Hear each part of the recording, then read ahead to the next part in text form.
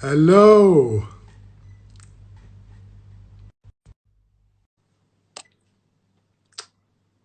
حياكم الله. اهلا وسهلا. Hi. How are you? Good, my friend Eduardo. I see you have a bright, sunny day, huh? Yes, it is. Salam alaikum. Salam, salam, salam. Hi, Eduardo. What is Okay, it? we'll start in about a few seconds. Let's get more, wait for some people to come in. Okay. And Okay. I'm excited for today's session. It's do you have time? Do you have time? And really, nowadays we all are on quarantine. We kind of have plenty of time, in a way. You know, it depends on how we look at time, right, Eduardo? Right.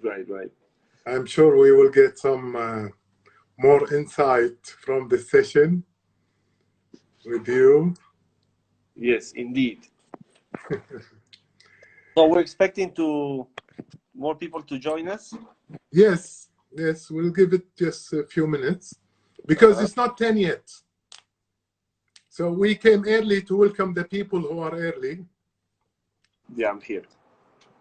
Yes, and let me ask you a question. If a phone call gets on my, if somebody rings me, is there a way that I can stop somebody from calling me right now so I don't get interrupted? I have no idea, really. Yeah, thank you, Rana. It's going to be a good topic. Yeah. I don't know. Let's see. And if you have to take it, and then come back. If you go out. If you go out at any time, you just can come back. Okay. Just in case. I mean, you know, the Wi-Fi or the bandwidth. Yeah. Okay. No, but I'm sure we'll have no problems. Okay. So it's 10 p.m. Jamal Al-Bafiri. Hi, Jamal. It's 10 p.m. in Kuwait? Yes, it's 10 p.m. now, exactly 10 p.m. to the clock. It's What 10 time? p.m. So how much longer do you have for Ramadan? When is it over? What day? We just started our second week. We have about 2 weeks and a half to go. Yeah. Yeah. A full month. So you get to eat at what time? After what time? We get to eat around 6:30 in the evening. Yeah. And we stop eating around 4 o'clock in the morning.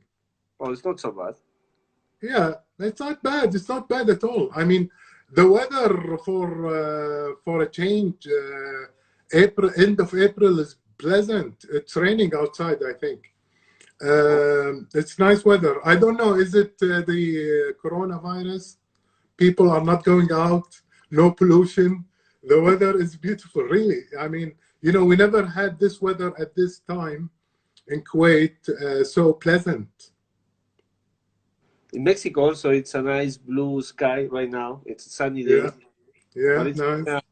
Been a breath of fresh air in the city, in a polluted city like Mexico. Yes. Is it better now? I think that the quarantine is good for the earth. Yeah, it's very true. We see that.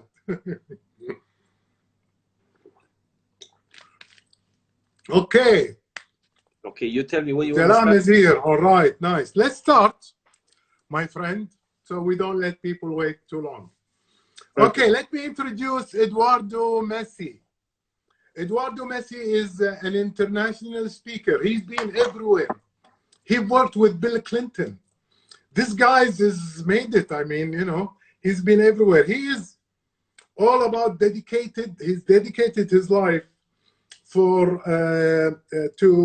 transform leaders and change culture. He is into increasing productivity, self-esteem, and performance. Eduardo today, he is a renowned researcher. He's written so many books. He's a creative. he's a creator. He's the type of person that I really admire, and I would like you, you know, to learn and get inspired by this gentleman. He has one of his books is I Choose to Awaken. Very important, because I've been not awakened for so long.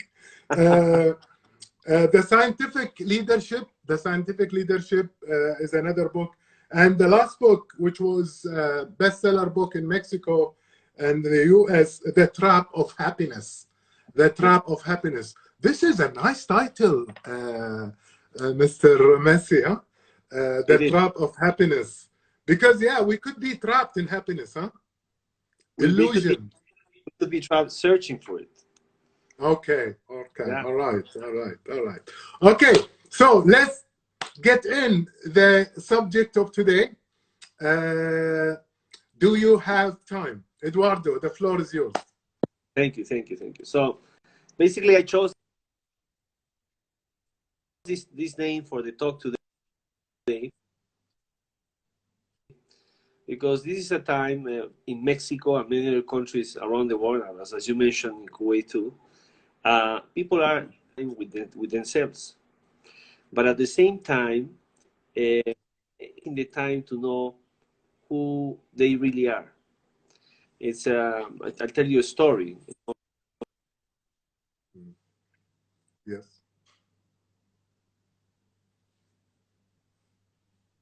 Oh, we're losing you.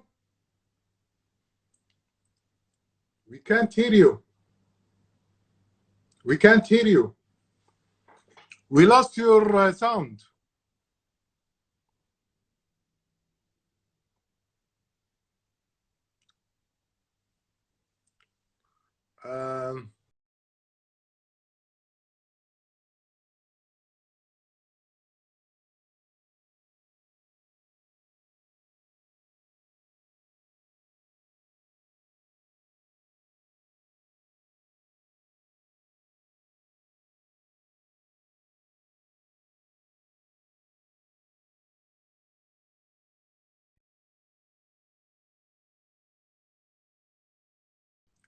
The internet, I guess. How is it now? You can't hear me? And I can't hear you. This is funny. Okay. Maybe that would work. Or it would help. Can you hear me otherwise? Can you let me know if you can hear me? Hi, الوفا والطيب.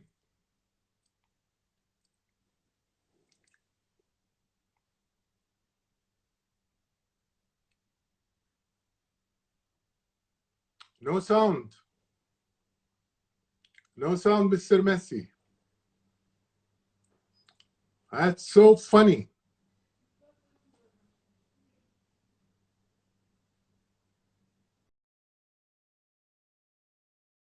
How do I do that? Turn off the comments. How do I do that? Bushamlan, hello Bushamlan. Welcome.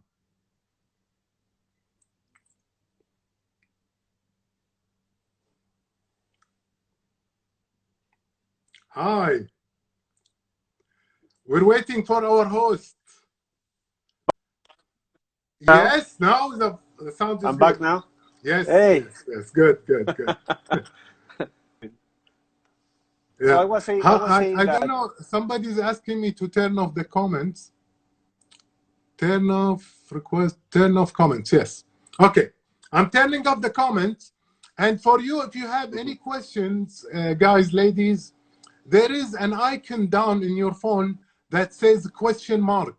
There's a question mark on it. Just click on that and ask any question you want. Just, you know, say a question, and then you can write the questions, and we'll get to the questions at the end of the session. Correct, Eduardo? Perfect. By the way, Bushamlan is here. Your friend Mahmoud is here. Remember Mahmoud? Which one? Mahmoud in Kuwait, yeah. who got you the qitra wa'qal, you know, the the dress, Kuwaiti dress. Hey, how are? He's with us. He is with us. I remember you soon. You should. I mean, yeah, we should work it out with vigor. Yeah, we'll figure it out. Okay, so I was saying. Yes. The story. Do you have the story? Yeah, the story. So they asked this woman, "Who are you?" And she goes, "Well, I'm the wife of the governor." And they say, "We don't want to know who you're the wife of. We want to know who are you." "Oh, I'm the mother of 3 children." "We don't want to know how many children do you have. We want to know who are you." "Oh, I'm an accountant." "No, we didn't ask you what's your profession. We asked you who are you." And she kept going over and over and never getting to the real point of.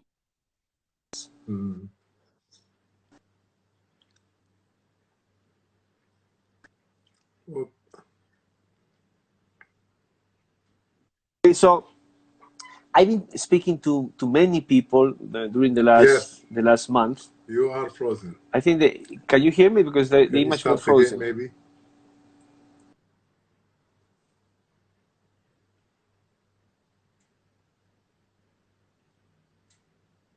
It's the internet. Everybody is on the internet. I don't know if it's your side or my side, my friend. Until Eduardo comes. True, you know, do we ask ourselves who are we really?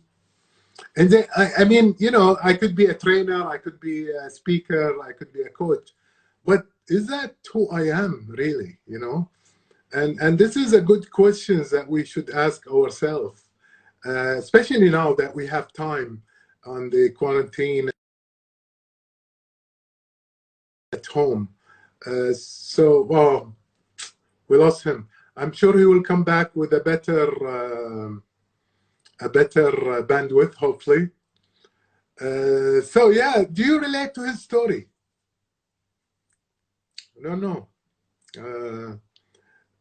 Sometimes we don't know who we are really, and we think is the external factors determine who we are.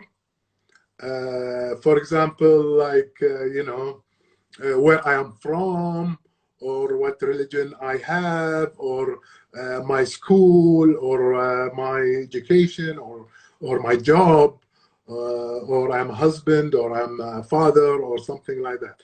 Is that really who you are? I mean, you know, you really you need to look inside you and check out your values and go into an inner journey. This is really important. I think I have a question here, or somebody popped some questions. I hope Eduardo comes back. Okay, I'm waiting for the invitation. How do I do? Okay, have to send him an invitation. Eduardo.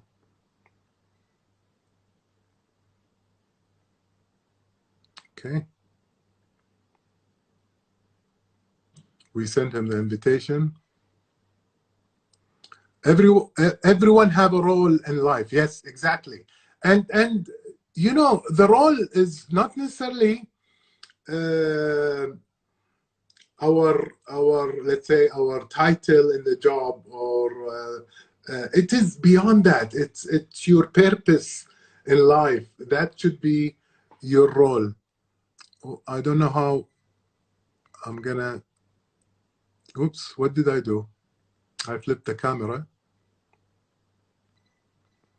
and I cannot flip it back. That's good. Oops, what am I doing?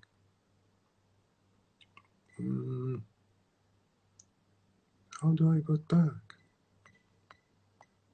Okay, here I go. Let me try to get our friend Eduardo.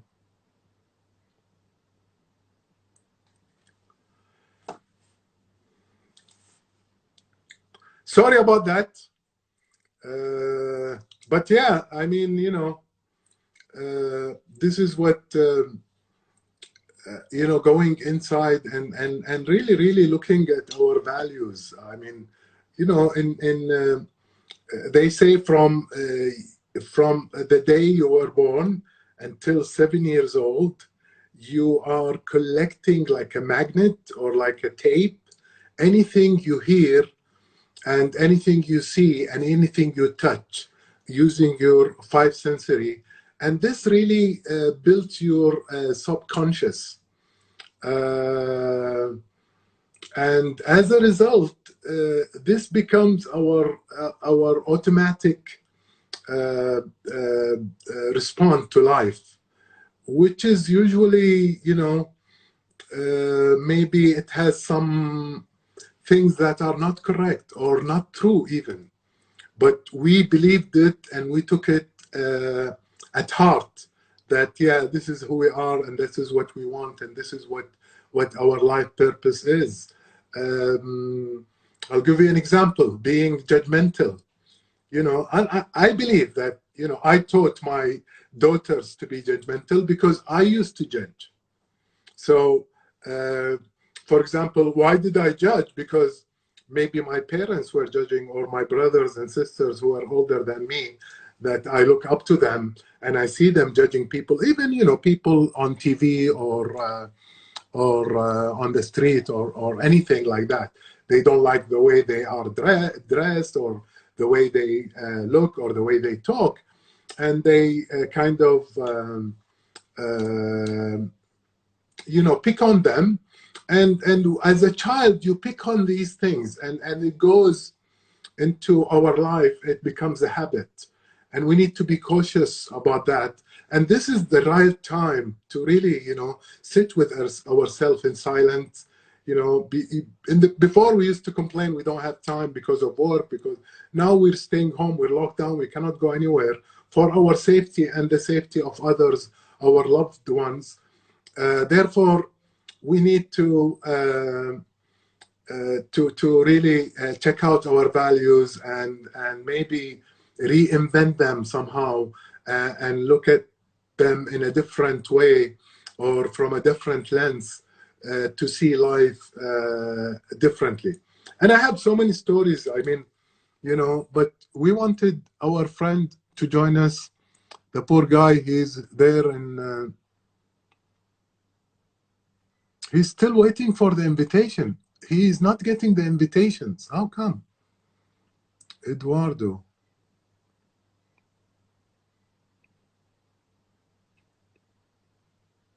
It says successfully sent.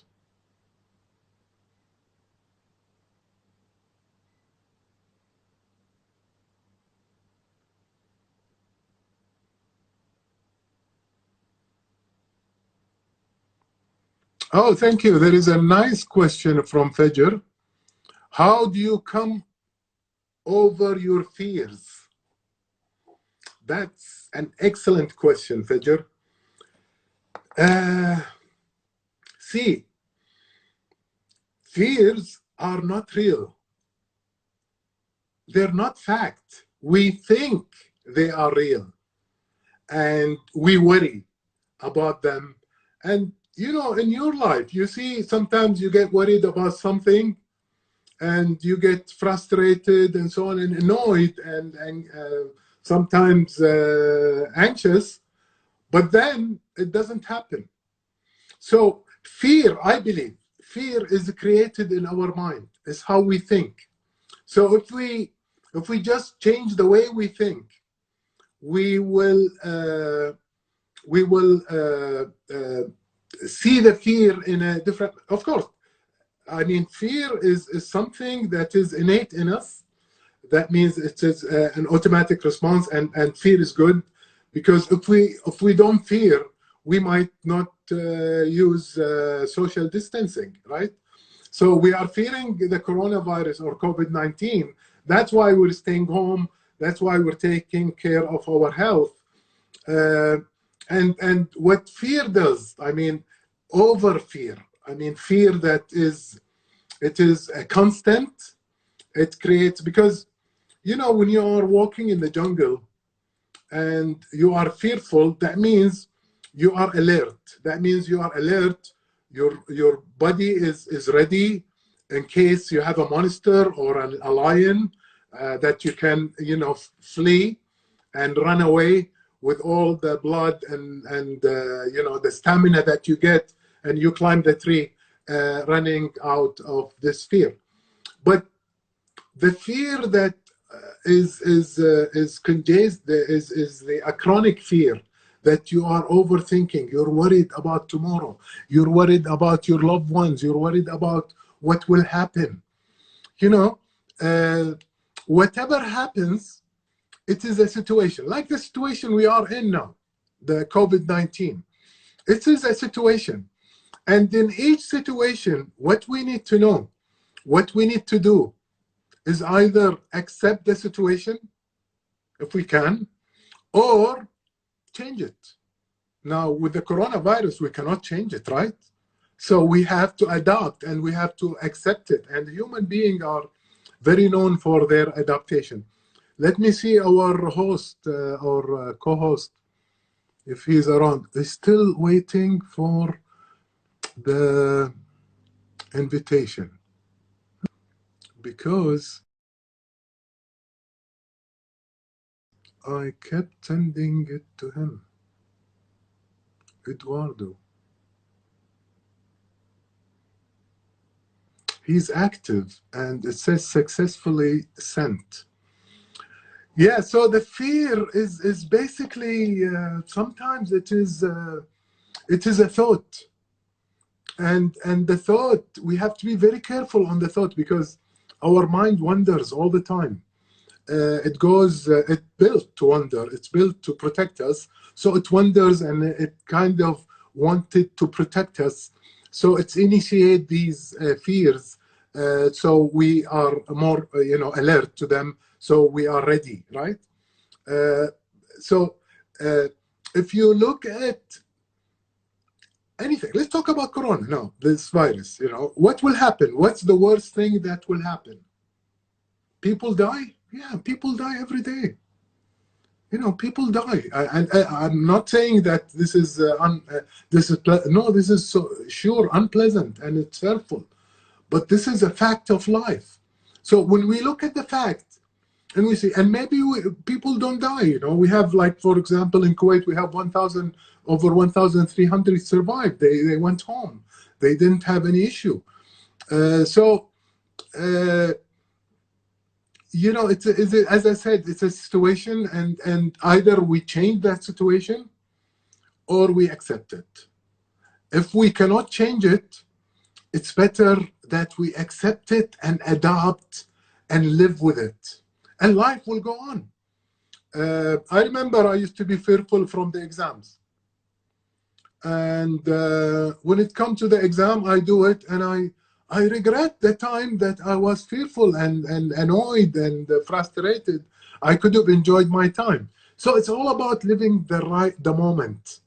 Don't worry too much about the future. Don't overthink the past of failures and what have you. What's gone is gone. What you did, it did. And failure, if you look at it, it's really knowledge that you gain. It's experience that you gained. So basically, it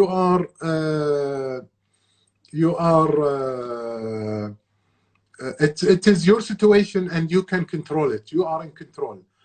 And if you live the moment, nobody has any problem in the moment. We always worry about the future, what will happen tomorrow, what will happen in a month time, what will happen in Eid time, what will happen in the future, what will happen when I graduate, what will happen when I go to school, what will happen when I get married. And it's all things that, part of our life, and just thinking about them and being worried, you're not doing anything.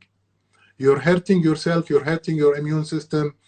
And the contrary, you do action. For example, if I have an exam, I study, rather than worrying. And there is a famous band, Dire Straits, they say, there always will be laughter after pain. and there will always be sunshine after rain. These things have always been the same. So why worry? Why worry? I think our host cannot join us. If you allow me, can I, for example, I will turn on the comments, because you know, since we are alone without him, I was going to ask you, what do you think? Should I call him up? Hi Amy. أو نحول بالعربي إذا أنتم كلكم عرب.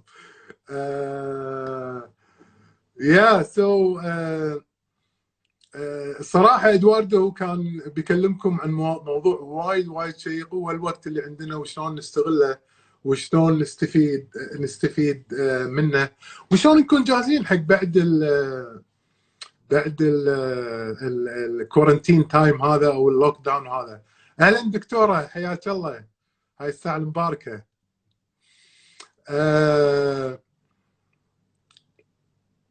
How do I wave at him? Thank you, Zaina. I'm trying to send him a request to join us.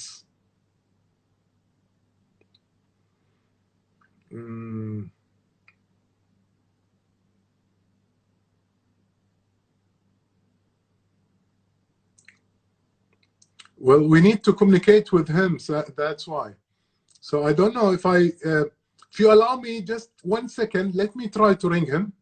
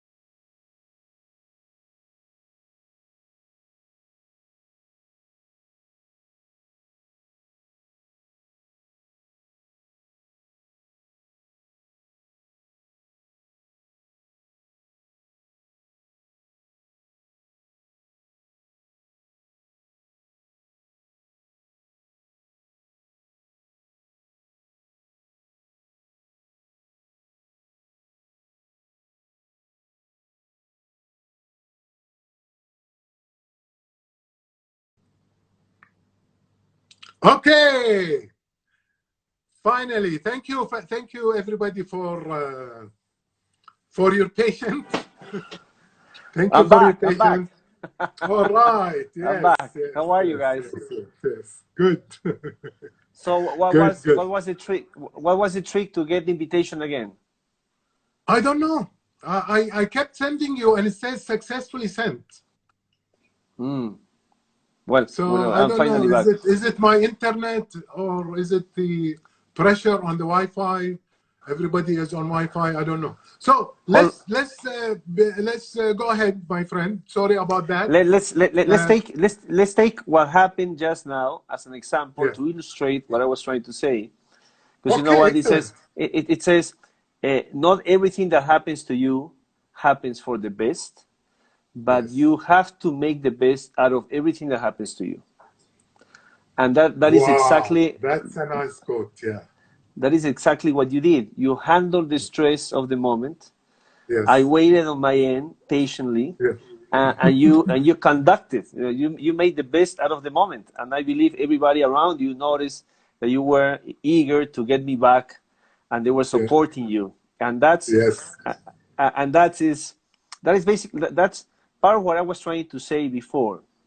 Yeah. You know, the purpose of this conversation, or the purpose of this meeting, is to get me online so I can share with you my thoughts. I can share with you what I've been doing. I can share with your viewers, your followers. Let me close the window here because there are some street musicians in Mexico. Yeah, and I'm going to turn the comment as well, so people can see you clearly. I'm sorry, guys. I'm going to turn off the comments. Yeah. Okay, so we said that the purpose of this conversation was, or the subject of the talk today was, do you have time? Yeah.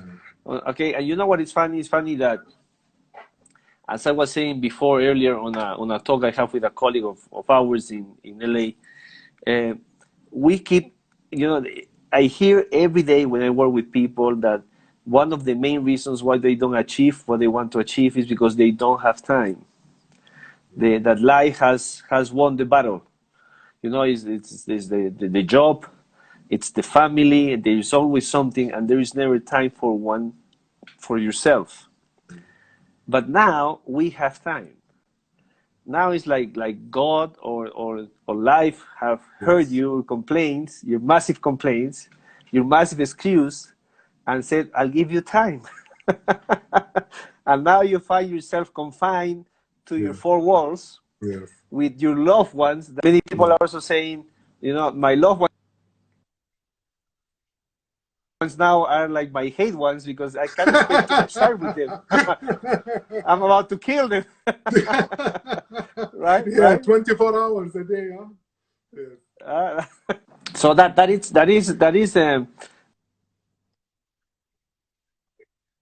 an extra challenge to the situation. Very true. So, Very true. So now that you have given the present of time, the gift of time, what do you do with that? And when I said, do you have time, it's not the time that you said, I have time for myself, I'm not going to watch a movie, I want to finish the series I always wanted to watch.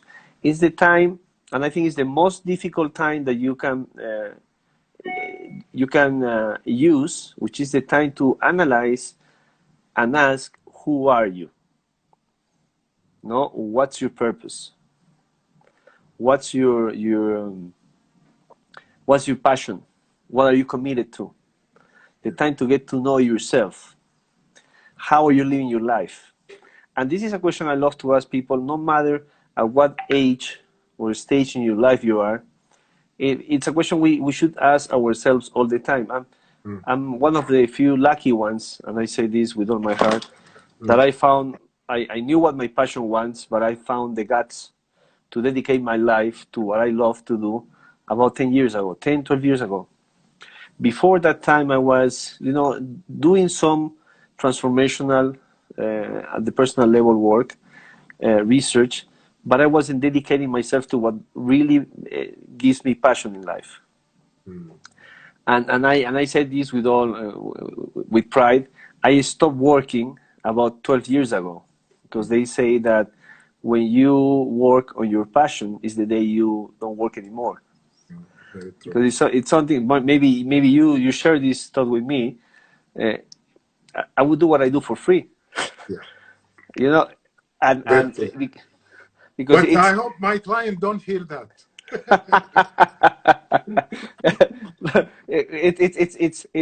It's romantic. Let's romance about the idea, but it's not realistic, right? Yeah, it is. I believe in the trade of, I'll give you something in exchange for something else. Right. Yes. So nothing wrong with us earning a living, a decent living, helping others. I believe that's a win-win situation all the time. You know that the activity that gives back to the human being the most is contribution. When you do something for someone else, is when you feel the most gratification, personal gratification. And there is this concept that I love, is in Spanish it's called egoísmo altruista. Egoísmo altruista, which I will try to translate for you, is when you are an altruistic sense of selfishness, which means I'm going to take time to invest in myself in order for me to become a better person, so I can be a better person for you. And I keep repeating this in all my thoughts. In order for you to be the best father, husband, friend, leader, boss, colleague. First, you have to invest in yourself. You have to make sure you do the best you can do to become and always strive to be the best version of yourself in order for you to be the best for the others, for the rest of people, for other people. It's like the example when when you're on a plane and the oxygen mask fall down, they ask you to first put yours and then help the person next to you. And because there is a reason. if you cannot help yourself, how can you help others? I mean, yeah. Exactly, exactly. Very true. And the talk I was having this morning with my friend from LA is, it's we never know what's gonna happen in the future. Nobody was expecting this pandemic. No. What is true is that we have been living decades of a very stressful life, where people seem not to be happy. No, we live in one of the richest times of mankind. Very true. You have technology, you have wealth, you have access to knowledge, but we still have a huge percentage of leaders, of people, what I call the social leaders, that not seem to be happy with the life they live. Yeah. As a matter of fact, and the statistic worldwide is that 87% of the people that are working today are not satisfied, happy, pleased with the work that they do. That's a big number. It is a huge number. In Mexico, that number scales up to 93%, if I'm not mistaken. And that's our life. I mean, our life is at work mainly. Otherwise, we sleep. Yeah. So if we are not happy at work, then our life is not happy. But let's go deeper in that idea. Let's grab the idea, that concept. What does it mean that 87% or more of the people at work are not happy with what they do? That means that these people have to get up every day to go to work because they have to pay bills. They have a mortgage, they have schools to pay, food to put on their table, which means also that the trigger that makes these people get up from bed, it's fear. And when fear, it's the trigger, it's very, very difficult that you're going to have a happy life, a fulfilling life, and that you're going to have the freedom to choose the best possible choices for you. Mm-hmm. You understand?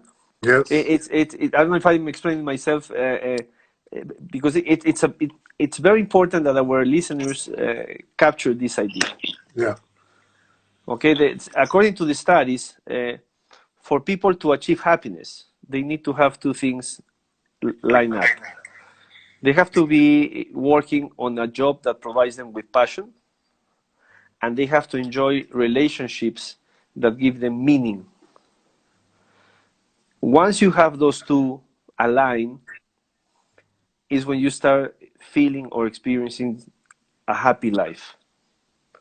Now, but if it's true that this 87% of the population is not happy with what they do, and these people who are the labor force, the workforce of the world, are the leaders of our society. Yes. Imagine the type of world that we are building, that we are creating, that we're consenting to have. Because how are you going to tell me that an unhappy father is going to go back home and teach their kid to be the best version of the human being that he can be? It's difficult. It is very difficult. Because if you don't have it, how can you give it? And I want to share a story with you, a lovely story with you, that talks about this wise man who's working very hard, very, very hard to try to fix the world. He's trying to fix the world. He's sitting in front of this map, drawing equations and theories, and he's frustrated. He cannot fix the world. Okay, and all of a sudden, his 6-year-old walks to his studio and says, "Dad, what are you doing?" And he goes, "Well, I'm trying to fix the world. But you know what, my son, the world cannot be fixed. It's a disaster." So the kid goes, "Dad, can I help you? Can I help you to fix the world?" And he goes, "There's no way. You're only 6. Get out of here." And the kid keeps, asking Finally, the guy grabs the document he has in front of him with the picture of the war, cuts it up in little pieces with a scissor and gives it to the boy like a puzzle. And says, "Go fix the war." Yeah. He thinks, I got rid of the kid. He's not going to come back. There's no way he's going to put it together. Yeah. But 10 minutes after, the kid walks back, and he goes, "Daddy, here it is." And he sees the picture of the war already put together by this 6-year-old in less than 10 minutes. And he goes, what, how do you do this? And he goes, "Well, Dad, I didn't really fix the war. But you didn't notice that on the back of that picture, there was the drawing of a human body. And I found that it was easier for me to put together and fix the human. And by fixing the human, on the other side, I fix the war." So the lesson of the story, which is I find is quite beautiful, is in order for us to fix this war that we're living in, we have to fix ourselves. Exactly, and now we have that chance. Yes, we have the chance. That's why I'm asking: do you have time? Do you have time to start working on fixing yourself, on understanding how we operate psychologically, sociologically, physiologically? We don't have a manual for that, Eduardo. Oh, we do.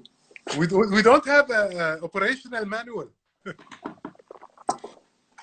I believe that most of the reasons why we are in the situation that we are right now is for lack of knowledge, lack of understanding how we function as individuals and how we function as a society. But the good thing is that we have time. We don't know how much time, but we have time. Yes. And I don't know in Kuwait, but in Mexico and in some parts of this part of the world, things will be closed until May, the middle of May, the end of May. That is giving us another 30.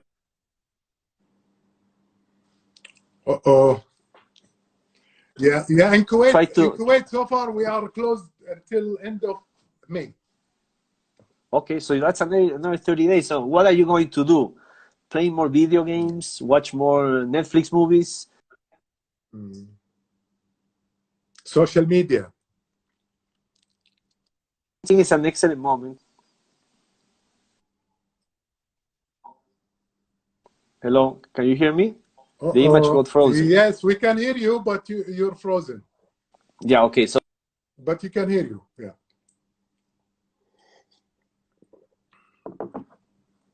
No, now we lost your voice. We lost your voice, my friend. We lost your voice, no voice.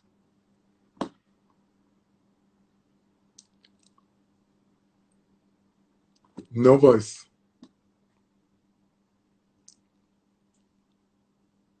How does that happen? No.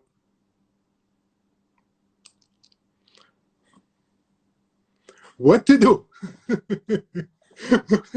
We have to, talk by hand and by gesture. Okay, I'll tell you what to do. Do you want to get out and come in back again? I can't hear you. No. Think if you go out and come back. Okay, he left. Let's send him again. Maybe he'll be back.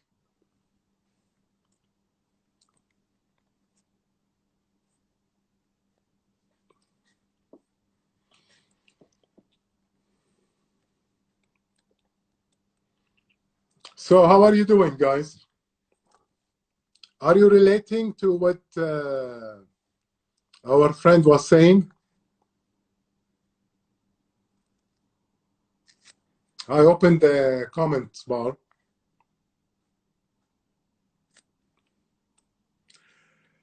Yeah. So he was saying that people are not happy. And it is true. Hala Abu Abdullah. Yeah, people are, we are thinking that I believe what happens to us is that we were taught when we were young that study hard, so you graduate and you finish school with good grades, so you get a better chance to get into, you know, high league school. So you get a better job, and when you get a better job, you get a better pay, and when you get a better pay, hopefully you get you be happy, but it's not real. I'm back.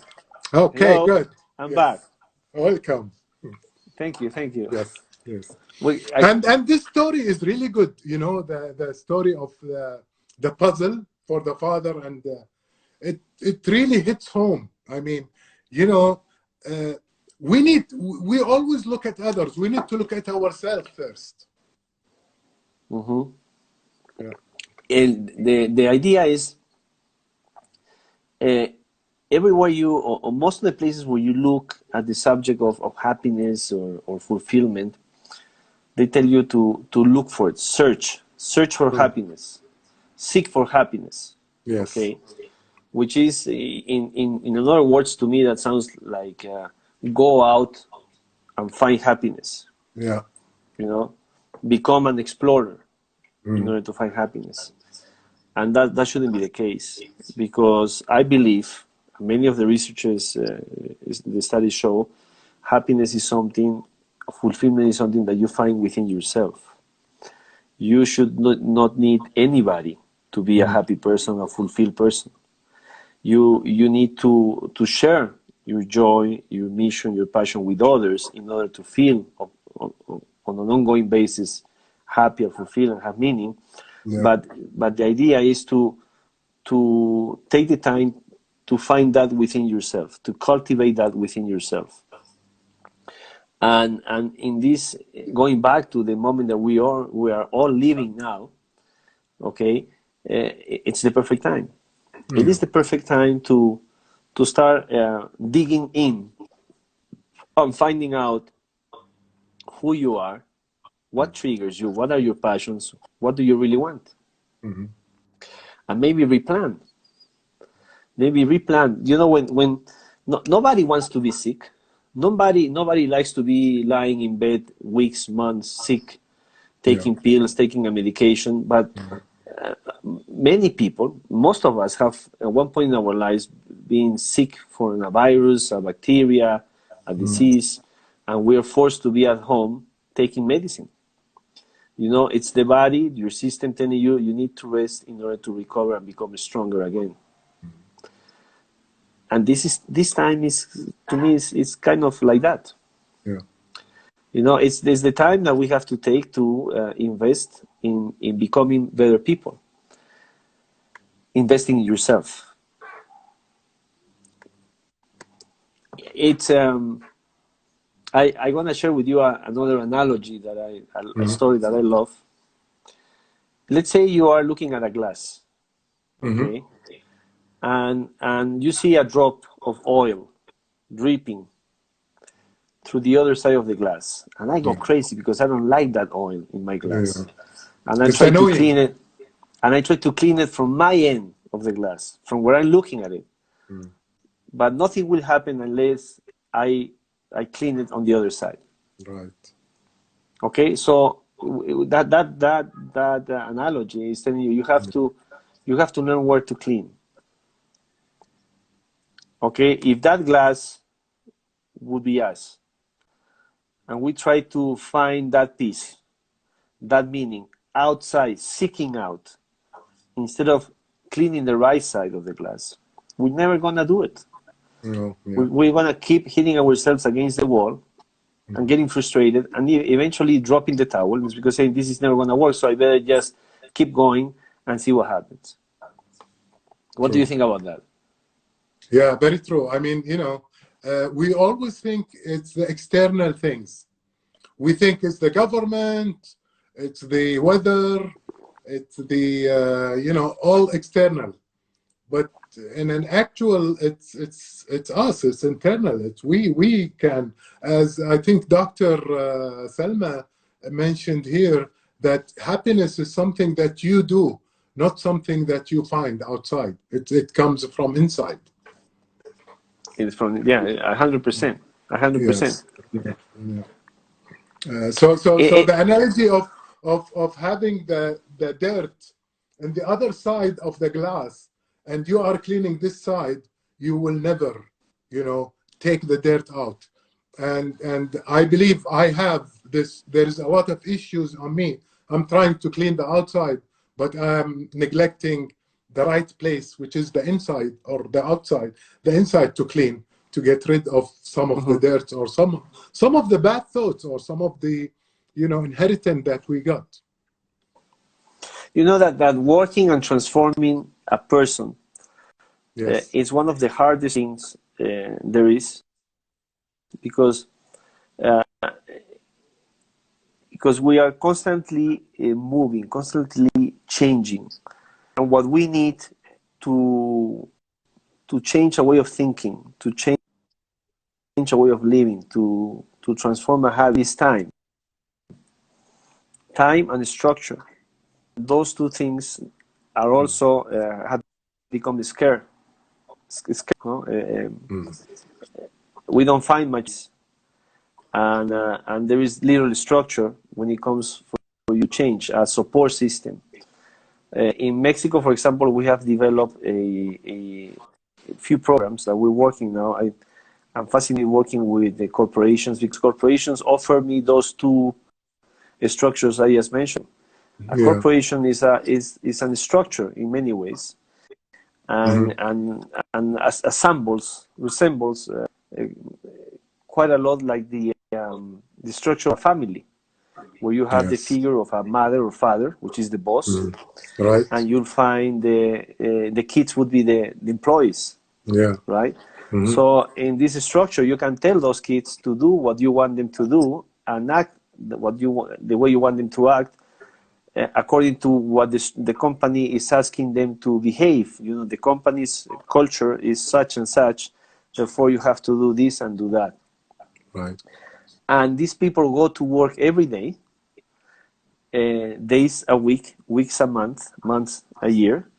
So that gives you the luxury of saying, okay, now I have the chance to establish a structure that is going to help these individuals to change the way they think, their mindset, their behavior, their habits.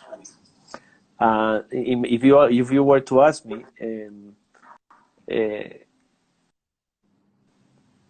an organizational structure, a corporate structure today could be very useful. One of the most powerful tools to really, really impact and transform the lives of people. In my operation, we said we're going to transform the world one company at a time. For example, we're working with companies that have 8,000 employees, for example. Yes. One of them. And when I was sitting down with the director of that company, I said to him, you have the chance to help me transform the life of 32,000 Mexicans. I said, how come? I said, every person who works in your company, it's a person when they go home, they pay for rent, food, and schools and education. And these are the social leaders that you want to impact, because if we get to impact these people, we impact the people who live with them. Therefore, that effect multiplies. Right. And you can do it. So what is beautiful about this is I keep saying we're going to transform Mexico one company at a time. We can transform Kuwait one company at a time. Yeah. Inshallah. Inshallah. Inshallah. Yeah. So once the individual understands the benefit, the effort becomes meaningless. It's an effort that I want to do because the benefit is going to be there and it's going to be great. So when it comes to a personal transformation, when I want to transform something within me, it's something that in the short term I'm never going to see. Right. Okay. Every personal transformation takes time. Yeah. The fallacy of it takes 21 days to transform a habit, to adopt a habit, that's false. Yeah. It takes more. It takes from 6 months up to 18 months to adopt and transform a habit. which is, again, it takes time to do something like that. Why is that? Why does it take too long? Why does it take too long? Why does it take too long? Yeah. Because it's not a general rule. You know, it depends on the people. But that's the study that you know, you have to change the way you think. You have to change the way you act. You have to reap the benefits, see the benefits middle to long term. So it's nothing immediate.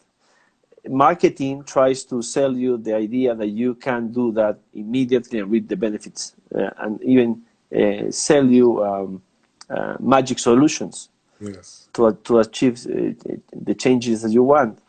But in my opinion, whatever is worth in life is worth investing. Okay, and if I am able to change one habit a year or 2 habits a year, I'm potentially changing my life. Yeah, true. True. Easy come, easy go.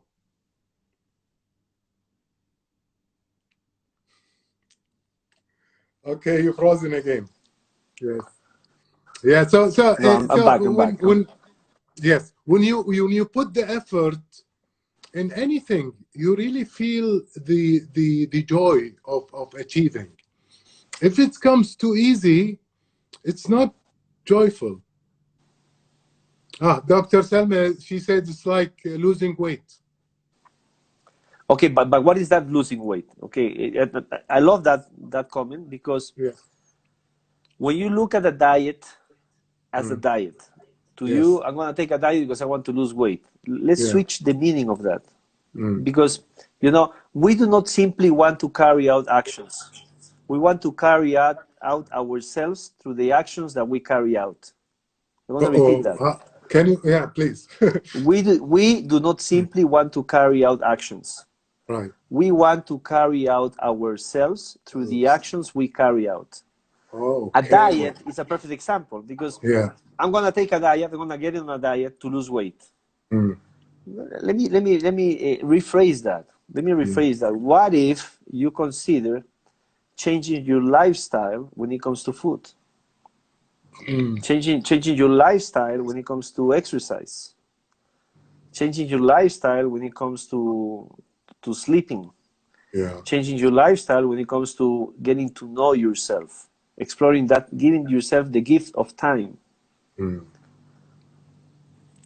Yeah, okay?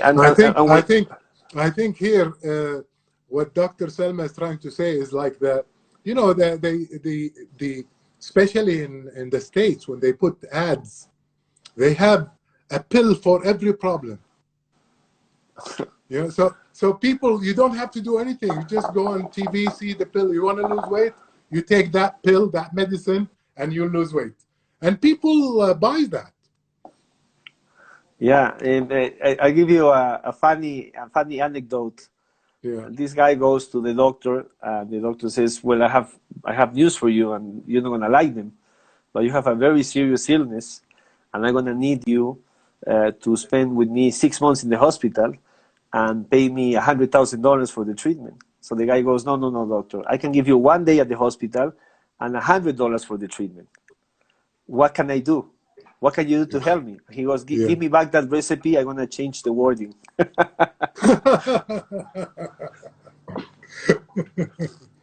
Okay, so it's you know, our friend is Snayer. I read Snayer 72 says it's harder to unlearn all habits than learning new ones. Yeah, it is. It is. That is exactly why. And I'm gonna give you a tip, my friend.